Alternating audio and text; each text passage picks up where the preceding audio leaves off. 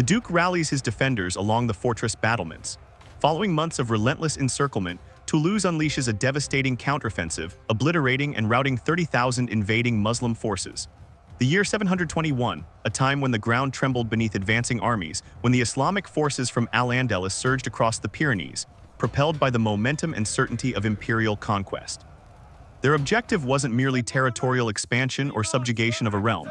It was a solitary urban stronghold standing defiant against an approaching tempest, Toulouse. What unfolded next transcended conventional warfare. It evolved into an asphyxiating blockade, endless days witnessing battering engines hammering against weathered fortifications. Darkness illuminated by flames and billowing ash, defensive barriers shuddering beneath the pressure of military forces certain no citadel could resist their might. Throughout the lowlands beneath, protective barriers collided with thunderous force, scaling equipment ascended skyward, projectiles obscured daylight, and combat's cacophony reverberated like nature's fury. And positioned at this conflict's epicenter remained a settlement that refused to allow an empire to dictate its destiny. During the early 8th century, Western Europe existed as two starkly contrasting civilizations.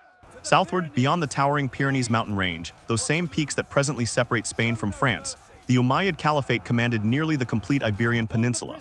Urban centers previously under Visigothic dominion had capitulated successively until virtually the entire territory became recognized as Al-Andalus, administered from Cordoba's formidable seat of power. Existence under Umayyad governance advanced rapidly. They enhanced their transportation networks, fortified their military capabilities, and surveyed northern territories for subsequent opportunities. And from Cordoba, any strategic observer examining cartographic layouts recognized the identical reality. The territories beyond those mountains possessed wealth, accessibility, and political fragility.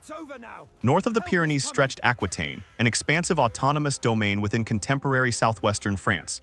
At its nucleus stood Toulouse, a dignified and flourishing settlement governed by Duke Eudes, subsequently remembered as Eudes the Great. Aquitaine wasn't an imperial dominion. It represented an assemblage of territories, settlements, and nobility who frequently disagreed yet maintained one unified conviction. They represented free inhabitants determined to preserve that independence. For extended periods, unspoken tension persisted between these contrasting worlds. The Umayyads possessed strength, cohesion, and consistent triumph. Aquitaine remained smaller, independent, and encircled by more powerful neighbors like the Frankish territories northward. Should the Umayyads ever choose to traverse those mountains, Aquitaine would confront them initially. Everyone throughout the region comprehended this reality, and so did Eudes. The catalyst for approaching warfare lacked drama. It remained straightforward, nearly foreseeable. Following Iberian conquest, Umayyad leadership desired stability, defined boundaries, and absolute dominance over principal commercial pathways. The lands north of those mountains, particularly Toulouse, obstructed that strategic vision. Eudes rejected submission. He recalled how Visigothic kingdoms collapsed swiftly, violently, mercilessly. He feared identical destruction for his population should Aquitaine surrender its sovereignty. By early 721, tension had intensified sufficiently to permeate the atmosphere. Merchants murmured regarding reconnaissance parties traversing the mountains. Travelers documented observing standards displaying Arabic calligraphy along southern passages. Speculation transformed weekly, but the threat's trajectory remained constant. South to north, ascending the mountains toward Toulouse. In Cordoba, the individual orchestrating this northern advance was Al-Sam ibn Malik al-Khawlani, the provincial governor of Al-Andalus. Al-Sam represented an accomplished commander, composed and systematic. He analyzed intelligence from scouts, cartographic representations of every Pyrenean valley, and assessments of Aquitaine's defensive capabilities. From his perspective, the military operation appeared not merely feasible, but unavoidable. He believed Toulouse could be captured expeditiously. He believed Aquitaine would capitulate shortly thereafter, and he believed the Umayyad Empire required this victory to consolidate its northern frontier. Therefore, Al-Sam issued the directive. Throughout Iberia, military forces began assembling. Mounted units arrived from the expansive plains near Seville. Bowmen came from eastern settlements. Infantry marched from every corner of Al-Andalus, warriors hardened by years of continuous conflict. Metalworkers labored deep into darkness, sparks leaping from their forges. Supply officers packed dates, grain, water containers, medical provisions, and reserve equipment for horses. Every village along southern routes sensed the vibration of the approaching march. The strategy was unambiguous. Cross the mountains, assault Toulouse, and fracture Aquitaine's independence through one decisive blow. By early spring, preparations reached completion. Tens of thousands of soldiers assembled in extended columns along valley roads leading toward the Pyrenees. Horses stamped the earth, dust suspended in the atmosphere. Standards bearing Umayyad colors, white, green, and red, rippled in the persistent wind. At the encampment center, Al-Sam stood over a final map spread across a timber table. His commanders waited silently as he traced the primary route through the mountains with his fingertip. Northward, northward, he stated quietly, to Toulouse. The sun remained low when the initial drums resonated across the valley. Commands echoed from one encampment extremity to the other. Scouts mounted their horses and accelerated ahead. Soldiers tightened armor fastenings, pulled their hoods into position, and adjusted their shields' weight. The Umayyad army stood ready, and their lengthy march toward Gaul was commencing.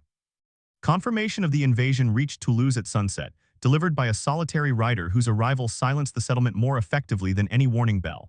By the time Duke Umayyad stood before the intelligence, the diminishing light had already transformed the stone fortifications golden, as if preparing them for what approached. The message contained no unexpected revelations, only the inevitable. The Umayyad army had traversed the mountain passes and was advancing steadily. Umayyad experienced no surprise, only a constriction in his chest, the burden of responsibility settling into its final configuration.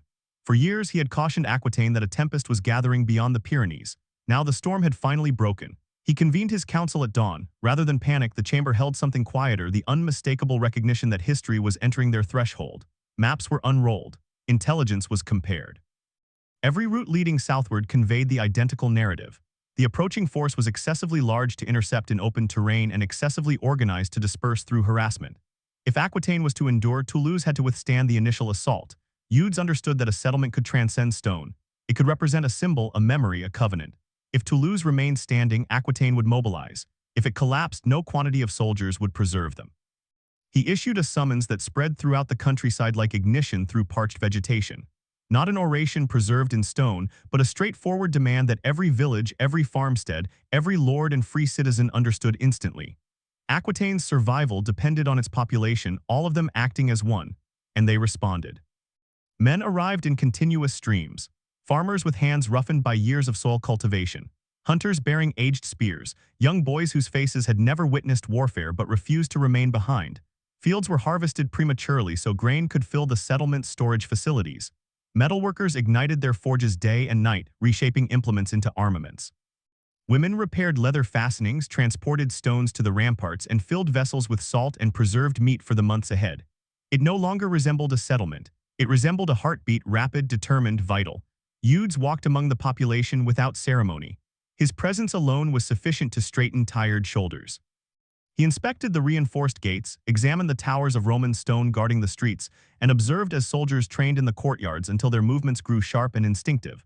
There was insufficient time for perfection, only preparedness. From the highest fortifications, the view of the surrounding countryside transformed week by week. Traffic diminished. Merchants ceased arriving.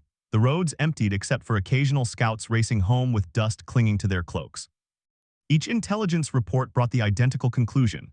The enemy marched with discipline, advancing forward without delay. Inside Toulouse, the atmosphere transformed. Fear still existed there, but something more powerful rose alongside it, a shared certainty that they were defending not merely a settlement, but everything they represented. Songs of ancient Aquitaine were whispered at night. Families lit candles for ancestors who had survived other invasions long before this one. Even the air seemed to grow denser, holding its breath with them. As days passed, Umayyad finalized the strategy he had carried since the initial rumors months earlier. While Toulouse prepared to endure the siege, he would assemble a separate mobile force outside the fortifications, a concealed blade for the moment the empire overextended. He knew it represented a gamble. He knew the settlement would be isolated for a time. But he also knew Aquitaine had always triumphed through bravery, not numbers. Then one frigid morning, everything transformed. A murmur moved through the watchtowers, then spread across the fortifications until even the children carrying baskets sensed it. The horizon southward had darkened, not with clouds but with movement.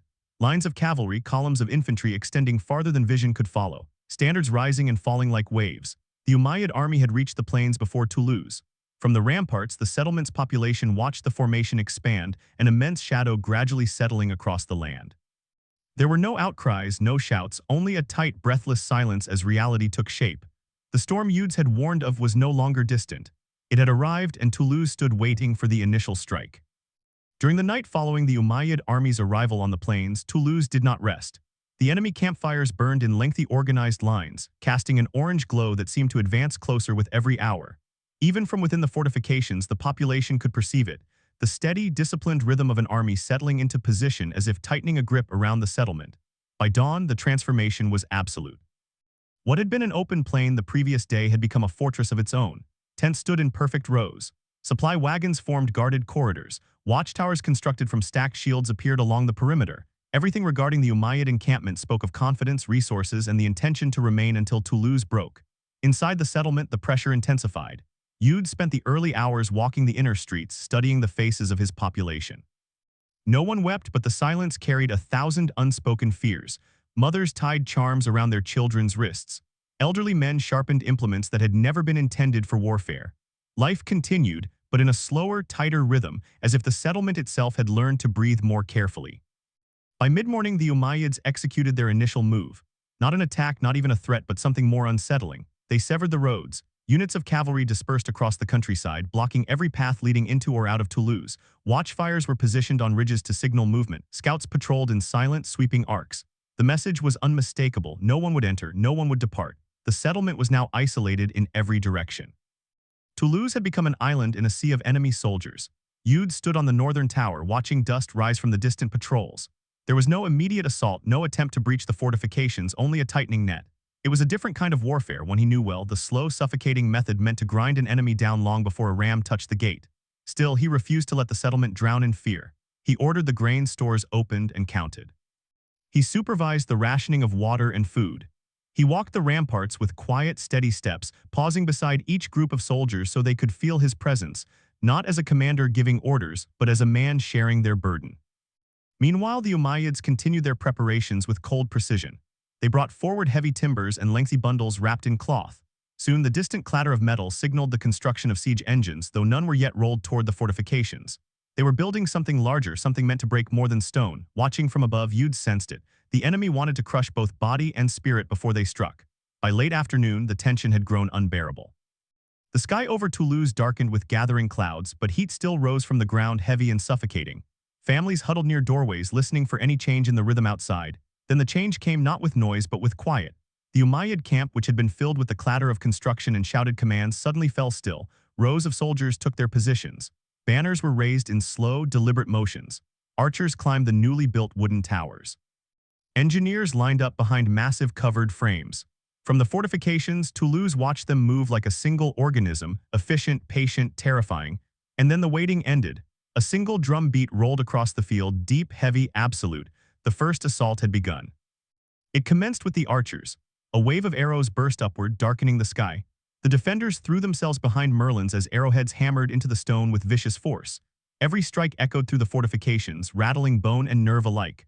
Moments later, the siege engines lurched forward, not rams yet, but towering wooden screens that shielded entire squads of soldiers beneath them. The defenders could see the feet beneath the wooden walls marching in perfect step, moving the structure inch by inch toward the tallest sections of Toulouse's towers. From the streets below, residents heard the muffled thunder, the rhythmic pounding of hundreds of boots advancing under cover. Umayyad's captains shouted for boiling pitch. Cauldrons were hauled up by chains, sloshing hot liquid as defenders braced themselves for the first brutal exchange. But the Umayyads were not rushing. They advanced steadily, shields raised, formation tight, each step measured and controlled. It was like watching a storm roll forward, not fast but unstoppable. When the covered screens finally reached the base of the fortifications, Toulouse unleashed everything. Stones crashed down like meteors, pitch burst in sheets of fire. Slingers hurled lead bullets with enough force to shatter helmets, yet even as the first screens splintered, new ones slid into place behind them. The lines did not break, they thickened. Toulouse realized with growing dread that this was only the beginning. The first rams appeared. They were carried under lengthy iron-plated roofs and were pushed forward by dozens of men. The sound of wood creaking under weight traveled up the fortifications, a deep ominous groan that made the defenders' stomachs tight. All across the battlements, soldiers leaned forward, gripping stones, gripping spears, gripping hope. And then the first blow landed, a single impact, heavy, echoing through the gate, through the ground, through the bones of every person inside the settlement. It did not break anything, but it marked the true beginning of the siege. By the time the sun dipped low, smoke drifted across the plains. Broken ladders lay scattered against the fortifications and groans of the wounded echoed through the settlement. But the Umayyads did not withdraw far. They remained close, too close, adjusting positions, reinforcing their machines, preparing for nightfall. Toulouse had survived the opening strike, but only barely. And as darkness settled over the land, the defenders realized something chilling. The empire was nowhere near finished. They were only warming up. By the second week of the siege, Toulouse felt smaller than it ever had. The fortifications still stood, but something inside them had begun to contract. The streets grew quieter, the markets shut down, people moved with a slow, cautious awareness as if every sound might echo too loudly, as if the enemy might hear their fear. Outside the fortifications, the Umayyad encampment expanded like a growing shadow. Watchtowers of timber rose higher. Siege platforms multiplied. Lengthy trenches curled through the soil, marking new positions inch by inch. Soldiers rotated in perfect cycles, always rested, always ready. Inside Toulouse, exhaustion spread unevenly. The defenders on the ramparts looked older than they had a week before. Even the youngest soldiers walked with stiff movements, their muscles worn by endless tension. They no longer flinched at every distant drumbeat. The sound had become constant, like thunder rumbling in the background of their lives. Rationing began quietly, without announcement. Bread grew thin. Water was measured in careful ladles. Families improvised meals from scraps that once would have been discarded. Still, no one complained. Their silence became a kind of armor, brittle but necessary, yet isolation was the worst of all. No rider could break out. No messenger could return. Every road was sealed by Umayyad patrols whose speed and discipline made escape unthinkable.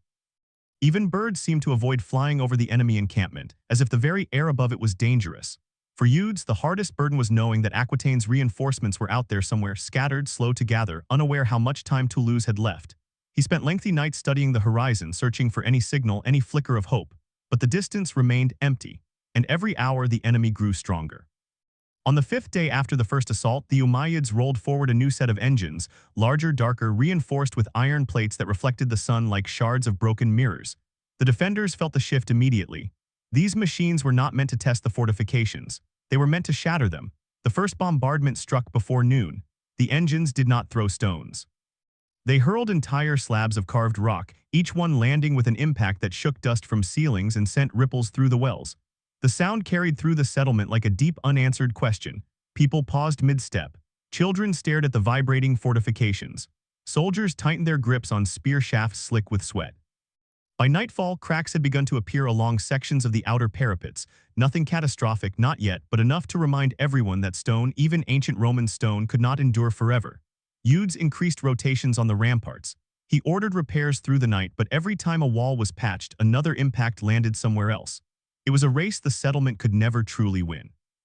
On the 7th day, the enemy changed tactics again.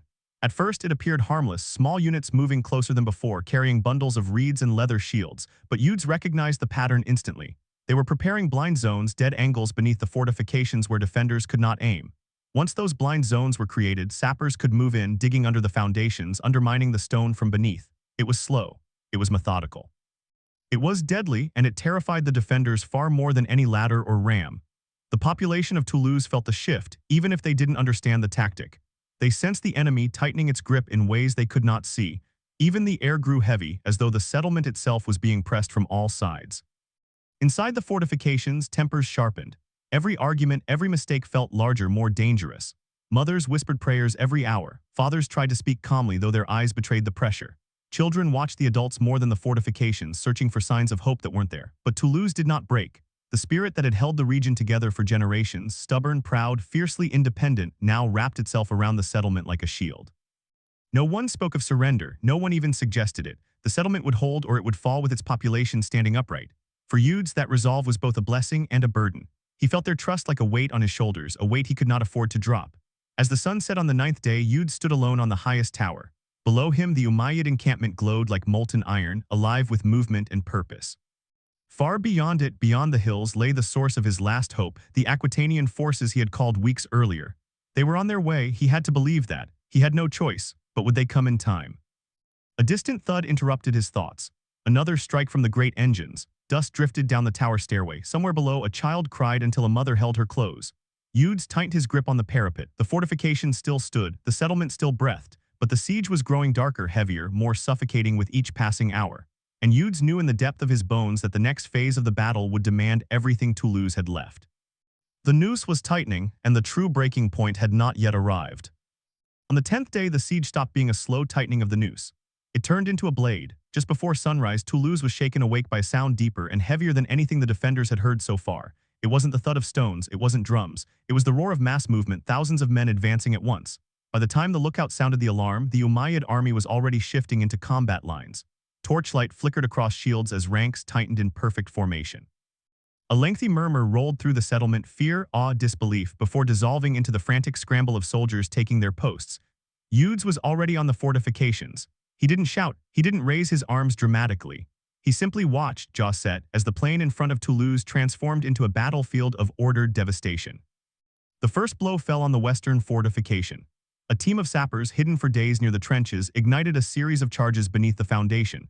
The explosion was small but strategic, just enough to shift an entire section of stone. Dust erupted upward in a violent burst. The fortification held, but the message was clear. The enemy could strike anywhere at any hour. The real assault followed instantly. Hundreds of shields rose together, forming a massive shell that advanced like a living creature. Behind that wall of iron came the rams, 3 of them each swinging beneath a roof of layered timber and wet hides. Toulouse answered with fire. Burning pitch rained down in sheets, cracking against the shields. Slingers targeted the gaps, their lead bullets punching through exposed wrists and necks. Archers fired so quickly their fingers bled, but the Umayyads kept coming. The first ram struck with a violent jolt that shook dust loose from the inner gatehouses. The shock ran through the stone, through the ground, through the defenders' legs. A second impact followed, then a third. Each blow was a reminder that the gate, Toulouse's heart, was mortal. On the eastern fortification, another assault erupted. Tall siege ladders slammed against the battlements. Umayyad infantry surged upward, climbing 3 men at a time. Defenders met them with spears, axes, and stones hurled from desperate hands. The first soldier to reach the top was thrown backward instantly, crashing onto the men below. But more came, and more. The fortification turned into a narrow, frenzied struggle, blades clashing, shields splintering, men grappling and tumbling over the edge into the chaos below. Umayyad moved along the ramparts, never staying long in one place. Wherever he passed, defenders redoubled their efforts as if the sight of him anchored them to the fortification. But he saw the truth. Toulouse was being pressed from every direction. The northern towers were struck next. Huge stones launched from rebuilt Umayyad engines arced through the sky like dark comets. Each one landed with a concussion so powerful it felt like the earth itself lurched. One tower lost half its top in an explosion of shattered stone. Another had its entire parapet ripped away. Still, the defenders fought. They dragged broken beams across weak points. They braced trembling sections with anything they could find: barrels, benches, overturned wagons. Priests carried water to the wounded and whispered prayers over men who no longer had time to listen. Outside the fortifications, the Umayyad push only grew stronger. Cavalry charged the outer streets, launching volleys of javelins over the parapets. Infantry rotated in fresh ranks. Engineers rebuilt damaged screens in minutes. Archers adjusted their lines to exploit every weakness. It was a rhythm, a brutal, unbroken rhythm designed to grind Toulouse into exhaustion. For a moment, the defenders nearly broke. A ram struck the main gate so hard that the inner beams groaned like a living creature under strain. The entire structure buckled. Splinters flew inward. Men stumbled back in fear. But then they surged forward again. They shoved supports against the gate. They slammed wedges beneath the beams. They screamed in anger, in terror, in sheer defiance. And the gate held barely. On the fortifications, the fighting reached its most desperate hour. Umayyad infantry managed to secure a foothold on the southern parapet. Several defenders were forced back. For a terrifying moment, it looked as though the fortification would be lost.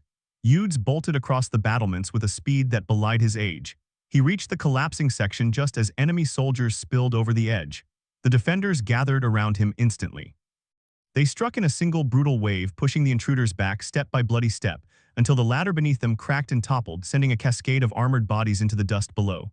The cheer that followed was brief, breathless, fierce, but the fighting did not stop. Every direction burned with conflict. Every fortification thundered with impacts. Every corner of Toulouse trembled under the relentless storm of the Umayyad onslaught. Day became a blur, noise, dust, blood, smoke, until even the sun seemed unsure whether to rise or set.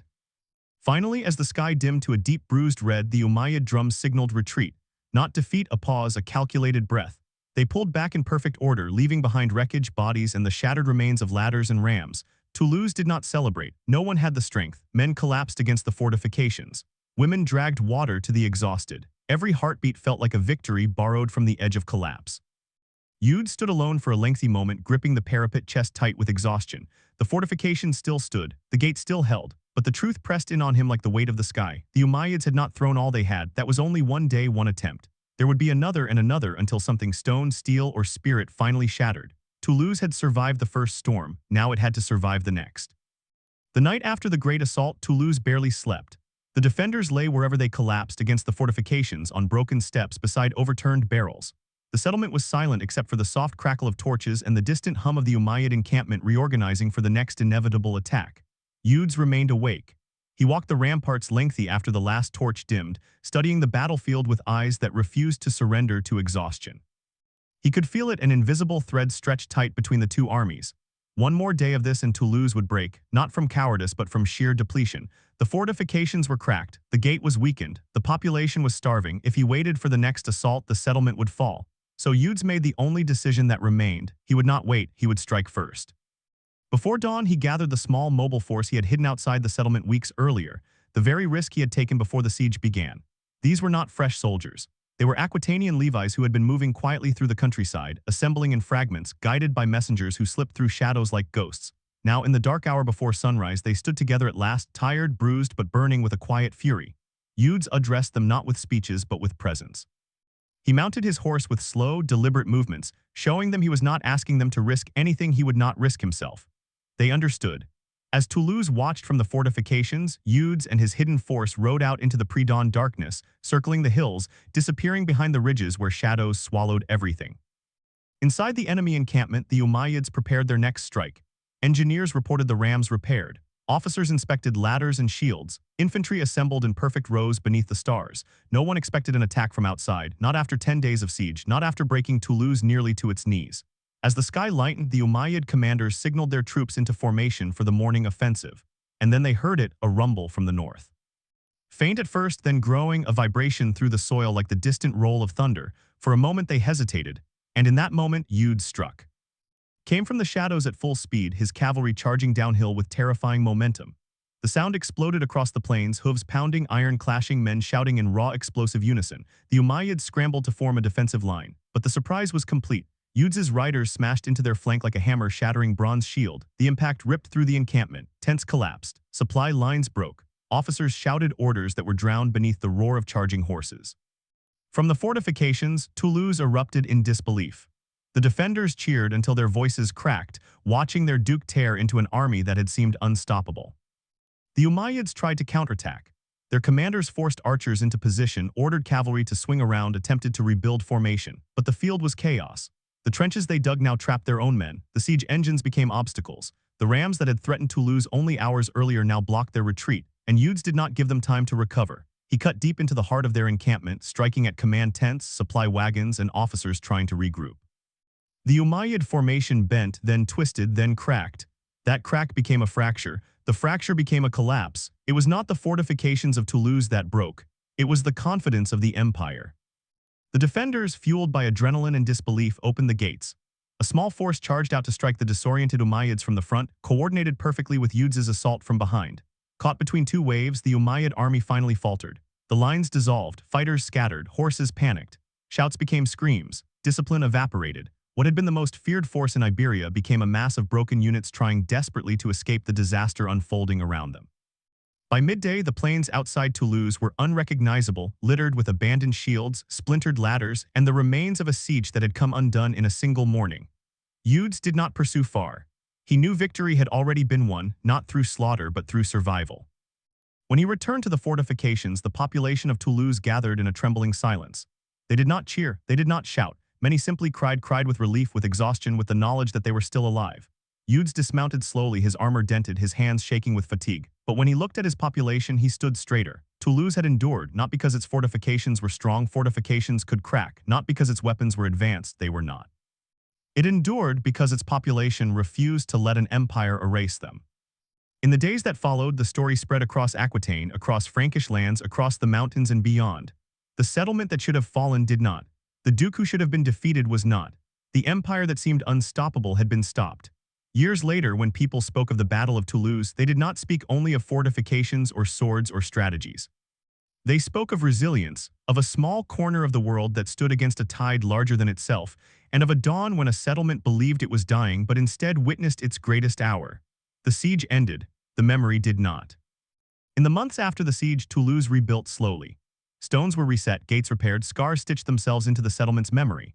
But something far more important endured than fortifications or weapons, a story of a population who refused to kneel. A story of a settlement that stood when every calculation, every prediction, every empire-sized assumption said it should fall. A story carried by merchants, travelers, and soldiers until it crossed mountains, rivers, and kingdoms. News of Toulouse became more than a report of victory. It became a reminder, a warning that even the greatest powers can be stopped by the smallest places when their hearts are united. Across Aquitaine, families spoke of that dawn when the settlement rose from the edge of collapse.